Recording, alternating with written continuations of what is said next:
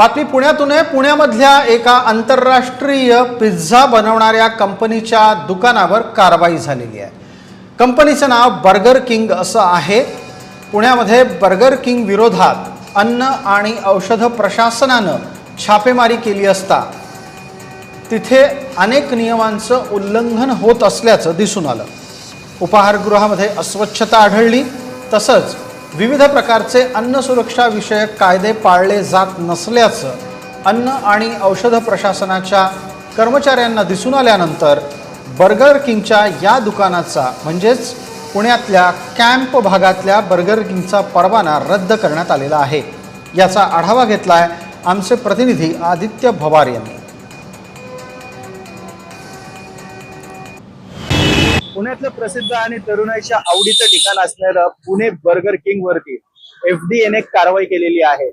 अस्वच्छता, अनहायजीन आणि food quality खराब असल्याचा दावा त्यांच्या कारवाईमध्ये करण्यात आलेला आहे। त्यामुळे हे दुकान सध्या तरी सील करण्यात आलेलं आहे।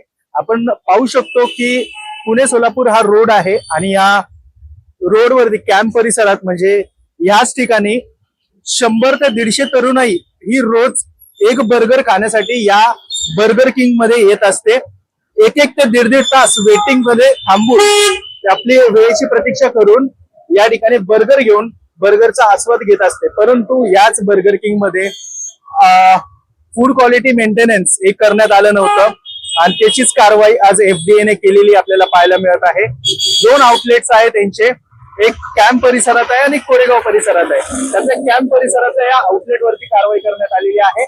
परंतु कारवाई दरम्यान, कारवाई झाल्यानंतर ग्राहकांची दिशाभूल करण्यासाठी आपण पाहू शकतो अशा प्रकारचे हे पाट्या या दुकानाच्या मालकाने लावलेल्या आहेत। Repair under maintenance, work ongoing process, sorry for inconvenience, म्हणजे आतमध्ये काम चालू आहे त्यामुळे हे दुकान बंद ठेवण्यात आलेलं आहे। अशा प्रकारच्या पाट्या या सर्व दुकानावरती लावण्यात आलेल्या आहेत। पाहू शकतो की ह्याच ठिकाणी जी तरुणाई गर्दी करत असते, आता तिथे दुकान बंद असल्यामुळे कोणी नाहीये, त्यामुळे आता या आउटलेट वरती कारवाई झालेली आहे आणि आता पुढील प्रमाणे त्यांच्या आदेशानुसार हे दुकान बंद करण्यात आलेलं आहे। मी आदित्य भवार, जय महाराष्ट्र, पुणे।